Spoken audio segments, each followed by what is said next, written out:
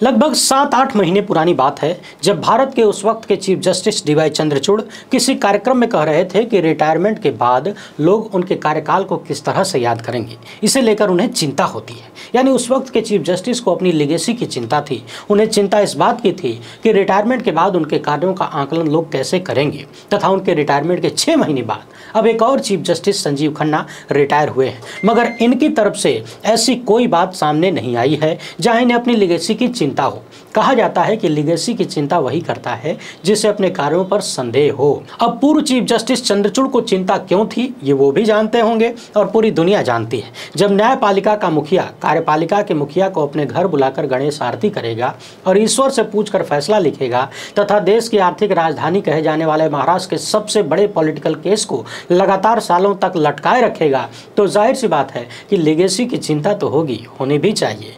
पूर्व सीजेआई चंद्रचूड़ के रिटायरमेंट से पहले ही हमने दर्जनों वीडियोज में उनकी लेगेसी पर विस्तार से चर्चा किया था। मुझे नहीं लगता कि दोहराने की जरूरत है, आपको याद तो होगा ही। वैसे आज इन चीजों को हल्का हल्का याद दिलाना इसलिए जरूरी है क्योंकि 6 महीने के कार्यकाल के साथ चीफ जस्टिस संजीव खन्ना भी अब पूर्व हो चुके हैं, तो क्यों ना इनकी लेगेसी को भी एक बार थोड़ा सा देख लिया जाए। इनके आने से लोगों को कितनी उम्मीद थी, उन उम्मीदों पर कहां तक खरा उतरे, कार्यकाल कैसा रहा भारतीय न्यायपालिका और लोकतंत्र के लिए। तो आइए इनसे जुड़े हुए 1 दर्जन से ज्यादा मामलों को देखते हैं। इसके साथ ही उन 2 विशेष मामलों पर विस्तृत चर्चा भी करेंगे, यानी याद दिलाएंगे, जिन्हें देखने सुनने के बाद व्यक्तिगत रूप से मुझे भी चीफ जस्टिस खन्ना को सैल्यूट करने का दिल चाहता है। यूं समझिए कि आज देश में अगर थोड़ी बहुत शांति है तो उसमें जस्टिस खन्ना का बहुत बड़ा रोल है।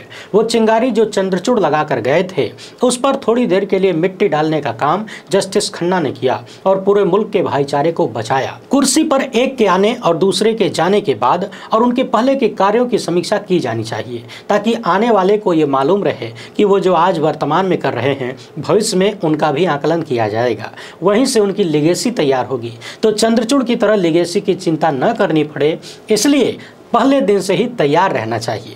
वीडियो ज़बरदस्त होने वाली है, आखिर तक देखिएगा, ज़्यादा से ज़्यादा लोगों तक पहुंचाइएगा। एक बार फिर से दोहराता हूं, न्यायपालिका यदि मजबूत रीढ़ के साथ खड़ी हो जाए तो लोकतंत्र की सभी संस्थाएं लोकतांत्रिक हो जाती हैं। आगे बढ़ने से पहले आप सभी से एक छोटी सी अपील है, पहली बार है तो चैनल को सब्सक्राइब करके घंटी बजा दीजिएगा टन से। इसके अलावा आप सबको मालूम है कि आपके इस चैनल लोकहित इंडिया पर एक न्यूज एजेंसी ने 2 स्ट्राइक दिया है। तीसरी स्ट्राइक आते ही ये चैनल गायब हो जाएगा, इसलिए इसे बचाने के लिए हमें 18 लाख प्लस जीएसटी का भुगतान करना है। ये इतना बड़ा अमाउंट है कि आपके सहयोग के बिना संभव नहीं है। पिछले कई दिन से हम आपसे लगातार अपील कर रहे हैं कि जो भी हो सके इस अकाउंट नंबर, QR कोड या फिर मोबाइल नंबर का प्रयोग करते हुए आर्थिक सहयोग भेजते रहिए, क्योंकि सच में ये बहुत बड़ा अमाउंट है। बेशक आपको मेरे चेहरे पर हंसी दिख रही होगी, ये सिर्फ दिखाने की बात है। भीतर जो आग लगी है और जो तनाव है वो शायद हम बयां नहीं कर पाएंगे और बहुत सारे लोग समझ भी नहीं पाएंगे। पिछले दिनों हमारे एक मित्र ने कहा कि यदि आपने भी किसी पार्टी या किसी नेता के साथ गठबंधन किया होता तो आज इस तरह से पब्लिक से डोनेशन लेने की जरूरत नहीं पड़ती। हमने कह दिया कि अगर हमने किसी के साथ गठबंधन किया होता तो ऐसी नौबत ही नहीं आती। जिन लोगों ने गठबंधन किया है उनके ऊपर कोई स्ट्राइक नहीं आएगी, ये अकाट्य सत्य है। बहरहाल अब सबसे पहले बात करते हैं मोटा मोटी सीजेआई खन्ना के कार्यकाल की, उनके कार्यों का आकलन क्या कहता है। मगर इस आकलन से पहले एक बात ये भी ध्यान में होनी चाहिए कि पीछे वाले क्या करके गए थे और देश का राजनीतिक माहौल कैसा है। पूर्व सीजेआई चंद्रचूड़ के कार्यकाल को याद करते हुए, प्रधानमंत्री को घर बुलाकर घंटी बजाने वाली घटना को याद करते हुए, देश के राजनीतिक माहौल को देखते हुए ये कहा जा सकता है कि जस्टिस खन्ना का कार्यकाल संयम और सिद्धांत का मिश्रण था। न तो वो बहुत क्रांतिकारी थे और न ही किसी के इशारे पर चलते हुए नजर आए। यानी ऐसा भी नहीं था कि किसी फैसले से उन्होंने बहुत बड़ा कोई बदलाव कर दिया, चाहे वो न्यायपालिका का हो या फिर पूरे देश का हो। और ऐसा भी नहीं था कि वो किसी के सामने रेंगते हुए नजर आए, यानी किसी के इशारों पर चलने वाले नजर नहीं आए। यानी कि घंटी बजाने वाले चीफ जस्टिस उनके कार्यों को देखने के बाद जो चिंता थी उसे इन्होंने कहीं न कहीं कम करने का प्रयास किया। यह अलग बात है कि कोई बहुत बड़ा बदलाव नहीं हुआ। सुनवाई में कठोरता दिखाते थे, कम समय में भी कई फैसले दिए, ये सब कुछ था। और सबसे महत्वपूर्ण ये है कि लंबी लंबी फेंकना, अच्छी अच्छी बातें कहना, चर्चा में बने रहना, यहाँ वहाँ घूमना फिरना, ये सारी आदतें इनके भीतर नहीं थी। पूर्व सीजेआई खन्ना ने सुप्रीम कोर्ट में जनता का भरोसा पुनः वापस लाना शुरू किया, न्यायपालिका में विश्वसनीयता को सुधारा, सत्ता के आगे नतमस्तक होते हुए नजर नहीं आए। मगर सबसे पहले मैं बात करना चाहता हूँ उस मामले की जिस पर यदि सीजेआई खन्ना ने रोक नहीं लगाया होता तो पूरे देश को नफरत का रोग लग गया होता। जी हाँ, मैं बात कर रहा हूँ मस्जिद खोदो योजना की। साल 1991 भारत की संसद ने एक कानून बनाया था जिसका नाम है पूजा स्थल अधिनियम। अपनी ओरल ऑब्जर्वेशन में पूर्व सीजेआई चंद्रचूड़ ने कह दिया था कि 1991 का कानून किसी भी पूजा स्थल के अस्तित्व को जानने से नहीं रोकता है। उनका इतना कहना भर था कि तथाकथित धर्म के ठेकेदार फावड़ा लेकर निकल पड़े। देश भर में दनादन याचिकाएं दायर होने लगी। अदालतों में बैठे मिलाड़ लोग भी अपना अपना काम सेट करने लगे, सत्ता के प्रोपेगेंडा को आगे बढ़ाने लगे। कभी यहाँ मंदिर खोदो, कभी वहाँ मस्जिद खोदो, कभी वहाँ मदरसा खोदो। ऐसा लग रहा था कि कुछ ही दिनों में सांप्रदायिक गुंडे पूरे देश में आग लगा देंगे। इसी बीच चीफ जस्टिस संजीव खन्ना की अगुवाई वाली स्पेशल बेंच ने 12 दिसंबर 2024 को एक अंतरिम आदेश दिया कि पूजा स्थल अधिनियम यानी प्लेसेस ऑफ वर्शिप एक्ट के तहत कोई भी नया मुकदमा दर्ज नहीं किया जाएगा और लंबित मामलों में अगले आदेश तक कोई अंतिम या प्रभावी आदेश पारित नहीं किया जाएगा। इस मामले में कई साल से सत्ता को जवाब देना है, मगर सत्ता जवाब नहीं देना चाहती। और जैसा कि हम सब जानते हैं, 10-11 साल आपके कार्यकाल के तमाम असफलताओं को छुपाने के लिए और जैसा कि हम सब जानते हैं 10-11 साल के कार्यकाल के तमाम असफलताओं को छुपाने के लिए सांप्रदायिक मुद्दों को हवा देना ही था। तमाम नफरती चिंटू मस्जिद खोदो योजना में उतार दिए गए, मगर चीफ जस्टिस खन्ना के एक फैसले ने नफरती चिंटुओं और उनके आकाओं के सामने से सजी सजाई थाली छीन ली और भारत के भाईचारे को बचा लिया, लोकतंत्र को बचा लिया, देश में आग लगने से बचा लिया। चीफ जस्टिस खन्ना का यह फैसला सच में नफरती चिंटुओं और उनके आकाओं के लिए बहुत बड़ा झटका था। महंगाई, बेरोजगारी, सीमाओं की सुरक्षा, भ्रष्टाचार, तमाम मुद्दों पर पर्दा डालने के लिए सांप्रदायिक तनाव का जो जुगाड़ इन लोगों ने निकाला था, चीफ जस्टिस संजीव खन्ना ने उसे एक झटके में छीन लिया। मगर सांप्रदायिक राजनीति करने वाले माने नहीं।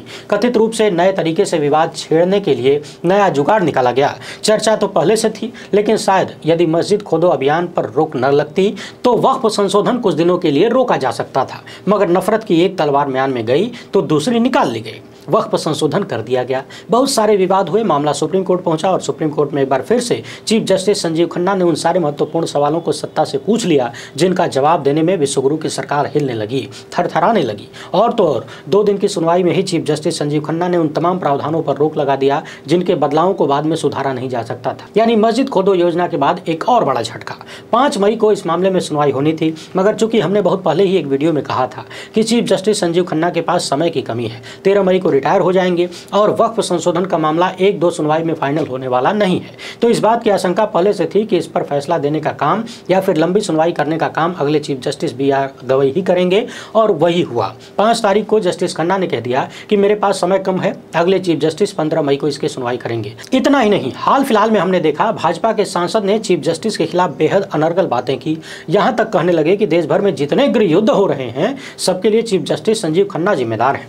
ये मामला भी सुप्रीम कोर्ट में पहुंचा, मगर चीफ जस्टिस संजीव खन्ना ने विश्वगुरु के लाडले सांसद के खिलाफ कोई एक्शन न लेके पगड़ी उतार दी, यानी बेइज्जत कर दिया।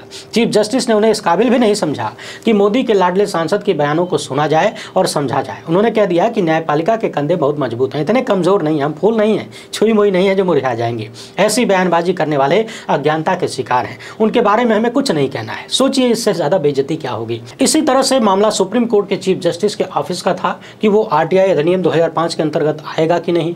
तो चीफ जस्टिस संजीव खन्ना ने कह दिया कि सुप्रीम कोर्ट के मुख्य न्यायाधीश का कार्यालय भी आरटीआई अधिनियम के तहत आता है, यानी यहाँ से भी वो सारी जानकारियां प्राप्त की जा सकती हैं जो अन्य जगह से होती हैं। कश्मीर से अनुच्छेद 370 को लेकर भी जो फैसला आया उसमें जस्टिस खन्ना शामिल थे। अनुच्छेद 142 के तहत तलाक के मामले में भी उन्होंने वैवाहिक कानूनों के तहत आवश्यक वेटिंग पीरियड को समाप्त करके कुछ शर्तें लगाकर विवाह को भंग करने का फैसला दिया। अरविंद केजरीवाल के मामले को कैसे भूल सकता है कोई। बार बार इस अदालत से उस अदालत उनके लोग टहलते रहे। सोचिए सालों तक 1 रुपए की बरामदगी नहीं हुई, मगर आम आदमी पार्टी के सारे बड़े नेताओं को जेल जाना पड़ा। खुद केजरीवाल महीनों तक जेल में रहे और फिर उन्हें भी जमानत मिली तो चीफ जस्टिस संजीव खन्ना के हाथों। यानी जिस मामले में बार बार आरोप लगता रहा कि सत्ता किसी भी हाल में दिल्ली चुनाव तक केजरीवाल को जेल से बाहर आने नहीं देना चाहती, वहां जस्टिस खन्ना ने जमानत दिया। इतना ही नहीं, सत्ता के लिए विपक्षियों को प्रताड़ित करने का हथियार बन चुकी ईडी को लेकर भी इन्होंने कहा कि एक समान नीति बनाने की आवश्यकता है, इस पर जोर दिया। एक महत्वपूर्ण मामला था संविधान के 42वें संशोधन को लेकर। यहाँ याचिकाकर्ता ने कहा था कि संविधान में जो समाजवादी, धर्मनिरपेक्ष और अखंडता शब्द शामिल किया गया है इसको हटा देना चाहिए। मगर चीफ जस्टिस खन्ना ने इस मामले को खारिज कर दिया और कहा कि इतने साल हो गए, अब इस मुद्दे को क्यों उठाया जा रहा है? अब इसे उठाने का या संवैधानिक संशोधन को चुनौती देने का कोई वैध कारण नहीं है, इसका औचित्य नहीं है। ये एक बेहद महत्वपूर्ण मामला था, क्योंकि आप जानते हैं भारत में वो कौन से लोग हैं, वो कौन सी विचारधारा है जो भारत को समाजवादी धर्मनिरपेक्ष देखना नहीं चाहते। याद करिए इलेक्टोरल बॉन्ड के मामले में, जिसे सुप्रीम कोर्ट ने अवैध करार दिया, चीफ जस्टिस डीवाई चंद्रचूड़ की बेंच में जस्टिस खन्ना भी शामिल थे और उन्होंने भी इलेक्टोरल बॉन्ड योजना को अवैध करार दिया। इसने मोदी सत्ता के माथे पर भ्रष्टाचार का बहुत बड़ा कलंक चिपका दिया। इसके साथ ही हेट स्पीच के मामले में जब अमीश देवगन का केस पहुंचा था सुप्रीम कोर्ट, देवगन ने सूफी संत मोइनुद्दीन चिश्ती के खिलाफ टिप्पणी की थी, तो जस्टिस खन्ना ने उनके एफआईआर को रद्द करने से इनकार कर दिया और बहुत कुछ कहा। ये अलग बात है कि गोदी मीडिया पर कोई असर नहीं हुआ, और यदि हम गोदी मीडिया के लपटझंडिसों की बात करें तो ये 100% कहा जा सकता है कि अब तक भारत की किसी भी अदालत ने, किसी भी जज ने इन नफरतबाजों के खिलाफ कोई एक्शन नहीं लिया। इस मामले में किसी को भी श्रेय नहीं दिया जा सकता, बल्कि सबको कोसा जा सकता है। सीधे सीधे कहें तो पूरे भारत की न्यायपालिका गोदी मीडिया को ठीक करने में फेल हो गई। गोदी मीडिया दिन रात आग लगाता रहा, अपने ही मुल्क में बंटवारा करता रहा, मगर अदालतें सन्नाटा मारे बैठी रहीं, जज भी बैठे रहे, सब बैठे रहे। हैदराबाद में सांसदों, विधायकों और जजों के लिए भूमि आवंटित की गई थी, जिसे जस्टिस खन्ना ने रद्द कर दिया। यहाँ सिविल सेवकों और रक्षाकर्मियों, पत्रकारों आदि के लिए आवासीय सोसाइटियों में जमीनों का आवंटन हुआ था। इसी तरह से धारा 102 सीआरपीसी के तहत पुलिस के अधिकारियों को लेकर भी उन्होंने महत्वपूर्ण निर्णय दिए और कहा कि धारा 102 के तहत किसी पुलिस अधिकारी की चोरी की गई या किसी अपराध से संबंधित किसी संपत्ति को जब्त करने की शक्ति में अचल संपत्ति को कुर्क करने, जब्त करने और सील करने की शक्ति शामिल नहीं है। यानी पुलिसिया मनमानी पर कहीं न कहीं महत्वपूर्ण पाबंदी लगी। ईडी की कार्रवाइयों को लेकर भी जस्टिस खन्ना ने कई बार सवाल उठाए, फटकार लगाई। जस्टिस खन्ना के सामने 100% ईवीएम वीवीपैट पर्चियों को गिनती करने का भी मामला पहुंचा था, यानी क्रॉस वेरिफिकेशन की मांग करने वाली याचिकाएं लगाई गई थी, मगर इन्होंने खारिज कर दिया। यानी कुल मिलाकर यदि आप देखें तो मैंने वीडियो की शुरुआत में जो बात कही कि जस्टिस खन्ना का कार्यकाल बहुत क्रांतिकारी नहीं था, मगर ऐसा भी नहीं था कि कोई ये आरोप लगा दे कि वो सत्ता के सामने लोटासन करते थे। और कम से कम इसके पहले जिस चीफ जस्टिस को हमने देखा था, उनकी तुलना में जस्टिस खन्ना का कार्यकाल बेहतर ही कहा जा सकता है। कम से कम इन्होंने शक्तियों के बंटवारे की गरिमा को तार-तार नहीं किया, भौकालबाजी नहीं की, बड़ी बड़ी बातें बोलकर फैसलों में विरोधाभास नहीं रखा, सुप्रीम कोर्ट की विश्वसनीयता को कहीं न कहीं मेंटेन करने की कोशिश की। कोई बहुत बड़ा परिवर्तन लेकर नहीं आए, मगर हाँ, नकारात्मकता फैलने नहीं दिया। यानी इनसे पहले अगर चंद्रचूड़ का कार्यकाल सवालों के घेरे में न होता, बहुत ही लोकतांत्रिक रहा होता, तो शायद जस्टिस खन्ना का कार्यकाल एकदम सामान्य माना जाता। मगर जिन राजनीतिक परिस्थितियों में घंटी बजाने वाले जज लौटते हुए नजर आए, उन्हीं परिस्थितियों में यदि कोई सीधे खड़ा रहा तो ये अपने आप में बहुत महत्वपूर्ण है। और जाते जाते उन्होंने वक्फ मामले पर यह भी कह दिया कि चूंकि ये बहुत महत्वपूर्ण केस है, इसलिए मैं 10 दिन बाद की तारीख दे रहा हूं, यानी 15 मई को। उम्मीद है आपको ये वीडियो पसंद आई होगी, आप जस्टिस खन्ना की लेगेसी को समझ पाए होंगे मोटा मोटी। बाकी उन्होंने अपने चचा की लेगेसी को कहां तक संभाला, इसका जवाब आप लोग दीजिएगा, क्योंकि इनके चचा HR खन्ना इंदिरा सरकार के दौरान ऐसा फैसला देकर आए थे कि उनकी चीफ जस्टिस ही चली गई, नहीं मिली। और सुबह सुबह जब ये फैसला देने जा रहे थे तो अपनी पत्नी से बोल कर निकले कि जो करने जा रहा हूं उसके बाद हो सकता है कि मुझे चीफ जस्टिस न बनाया जाए, और वही हुआ, बनने नहीं दिया गया, मजबूरी में इस्तीफा देना पड़ा। अब यहाँ एक महत्वपूर्ण बात यह भी है कि नए chief justice BR Gavai justice Khanna के बनाए मैदान में कहां तक दौड़ते हैं। आसान भाषा में कहें तो न्यायपालिका की विश्वसनीयता को लेकर मैदान में जो खड्डे थे उन्हें भरने का काम जस्टिस खन्ना ने लगभग किया है। लोगों के भीतर एक भरोसा नए रूप में पैदा हुआ है। देखना यह है कि उस समतल जमीन पर नए चीफ जस्टिस लोकतंत्र का कैसा बगीचा तैयार करते हैं। समय उनके पास भी 6 महीना ही है और लोकतंत्र को बचाने के बहुत सारे मामले पेंडिंग हैं, यानी अदालत में पड़े हुए हैं। वीडियो पसंद आई हो तो ज़्यादा से ज़्यादा लोगों तक पहुँचाएं। एक बार फिर से अपील है, अपने इस चैनल को बचाने के लिए सहयोग को निरंतर जारी रखिए।